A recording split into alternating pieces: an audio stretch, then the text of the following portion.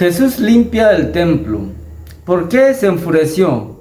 Hoy en Gozo y Luz analizamos Juan capítulo 2, versículos del 13 al 22.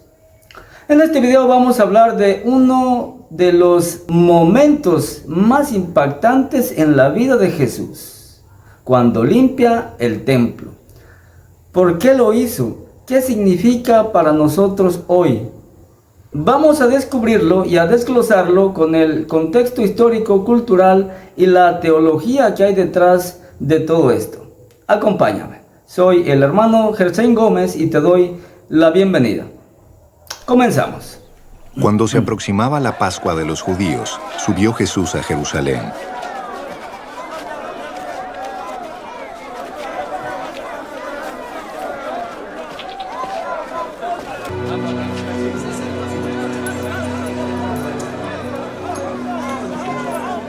Y en el templo halló a los que vendían bueyes, ovejas y palomas, e instalados en sus mesas a los que cambiaban dinero.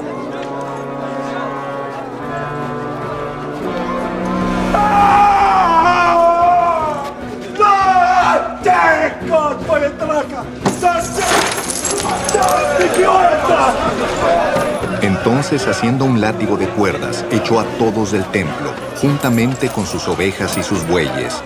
Regó por el suelo las monedas de los que cambiaban dinero y derribó sus mesas. A los que vendían las palomas les dijo: «Saquen esto de aquí. ¿Cómo se atreven a convertir la casa de mi padre en un mercado?» Sus discípulos se acordaron de que está escrito: «El celo por tu casa me consumirá».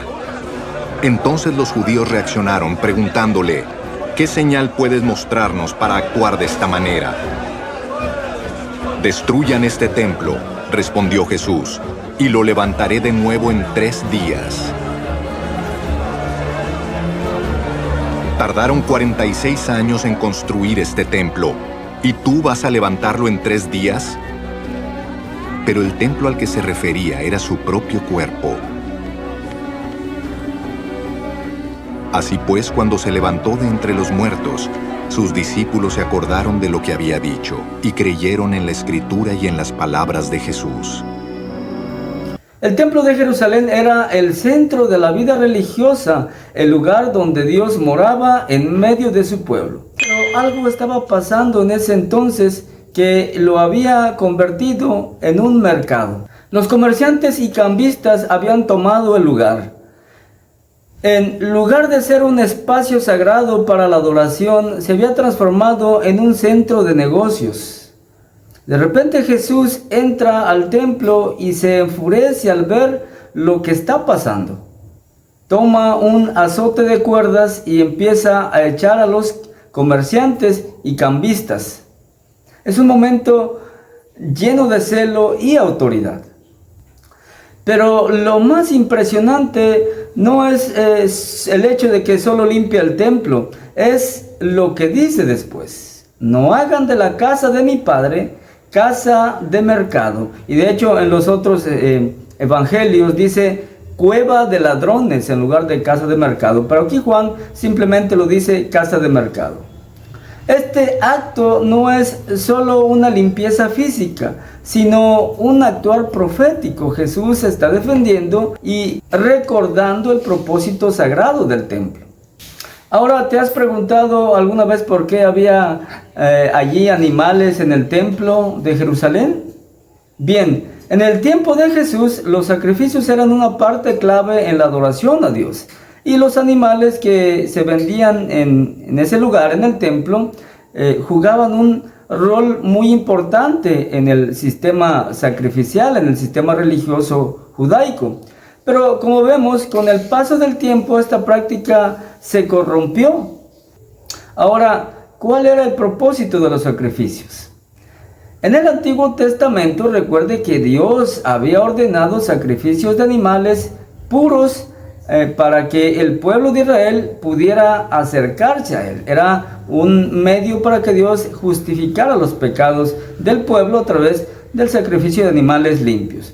Estos sacrificios eran para pedir perdón por los pecados y para mantener la relación con Dios. Levítico 1:3, por ejemplo. El sacrificio también debía ser de un animal sin defecto, Levítico 1:3. Los sacrificios entonces tenían que ser de animales perfectos, como corderos, cabritos o toros. Sin embargo, no todos los peregrinos, en el tiempo de Jesús, no todos los peregrinos podían traer sus propios animales desde tan lejos. Es aquí donde entran los comerciantes, digamos, al rescate de los judíos que no podían traer sus animales desde sus hogares. Durante las grandes fiestas, como la Pascua, miles de personas viajaban a Jerusalén y muchos no podían traer sus animales, los que venían de más lejos. Entonces, los comerciantes en el templo ofrecían animales aptos para sacrificarlos, para el sacrificio, y era más fácil para los peregrinos comprar ahí los animales en lugar de traerlos desde su casa. Este comercio entonces de animales tenía un propósito práctico y, digamos, bueno, ¿sí? Ayudar a los peregrinos a cumplir con sus obligaciones religiosas, vamos a decir así. Sin embargo, con el paso del tiempo, esta práctica del comercio comenzó a ser explotado, se fue corrompiendo. Los precios subían y el templo, que debía ser un lugar sagrado, se estaba convirtiendo en un mercado, o se había convertido ya en un mercado en el tiempo de Jesús. Sucedía también que quienes llevaban sus animales para ofrecerlos en los sacrificios, los cambistas, en complicidad con los sacerdotes, se los rechazaban con tal de que le compraran los animales a ellos. Jesús entonces, al ver esta corrupción, limpió el templo. ¿Sí? Y es por eso que ahora conocemos este pasaje como la purificación o la limpieza del templo. Jesús lo hace recordándonos que la adoración a Dios debe ser pura y libre de intereses materiales, libre de comercio. Entonces, para entender bien lo que está pasando, consideremos también estos tres aspectos. Número uno, el simbolismo del templo. El templo, recuerden que era el lugar donde Dios moraba. Así lo había establecido él, y lo leemos en Primera de Reyes capítulo 8, versículo 27. Jesús está diciendo que el lugar de adoración ha sido corrompido por los intereses humanos, intereses de hacer negocio, de hacer finanzas ahí. Número 2, el cambio de enfoque de la adoración. Jesús no está simplemente rechazando el comercio en el templo. Está denunciando la manera en que el sistema religioso se había desviado de su propósito, la verdadera adoración a Dios. Ese era el propósito original de los sacrificios y del templo, la verdadera adoración a Dios. Número 3, la ira justa de Jesús. Este acto de limpieza muestra el enfado justo de Jesús. En el mundo de hoy a menudo tenemos una imagen de Jesús tranquilo y suave, pero aquí vemos a un Jesús airado que defiende el honor de su Padre y la santidad de su casa. Quiero aprovechar también este punto y responder a lo que muchos cuestionan e incluso critican al Señor, acusándolo de usar violencia y golpear a los cambistas. No necesariamente Jesús golpeó físicamente a los comerciantes, más bien se enfrentó a ellos con firmeza, no con su carácter suave que a veces pensamos que siempre tenía Jesús, su carácter dulce, sino que esta vez utiliza un azote de cuerdas para expulsar a los animales y volcar las mesas de los cambistas, lo que era un acto simbólico de limpieza y restauración de la santidad del templo. La violencia física no es el punto aquí, no es el punto principal del relato, incluso no dice que los golpeó, sino es el gesto profético de restaurar el propósito sagrado del templo de Dios, que era, insisto, la adoración.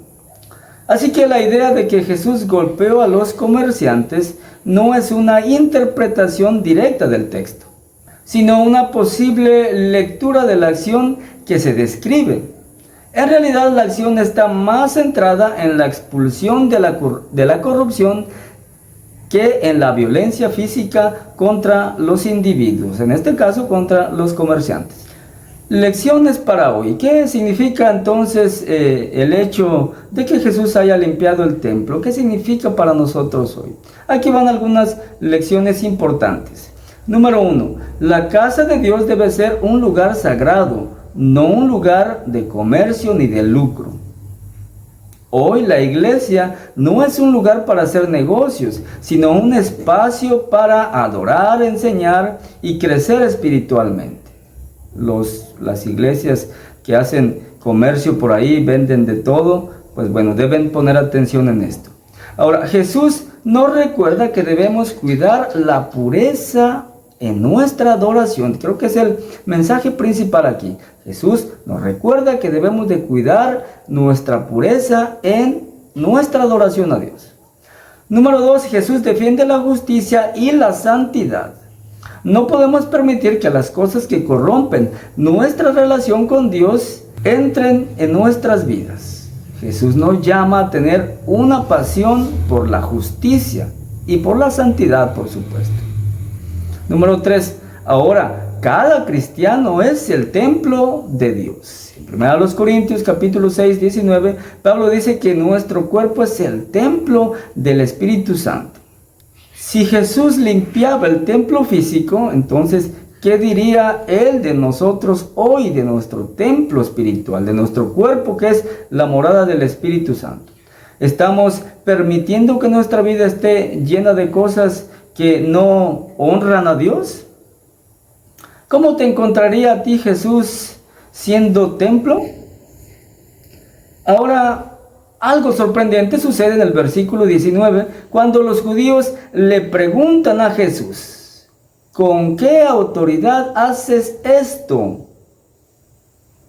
Él responde de una manera que ellos no esperan. Jesús les dice lo siguiente: destruyan este templo y en 3 días lo levantaré. Una respuesta que ellos jamás imaginaban. Pero ¿qué significa esto?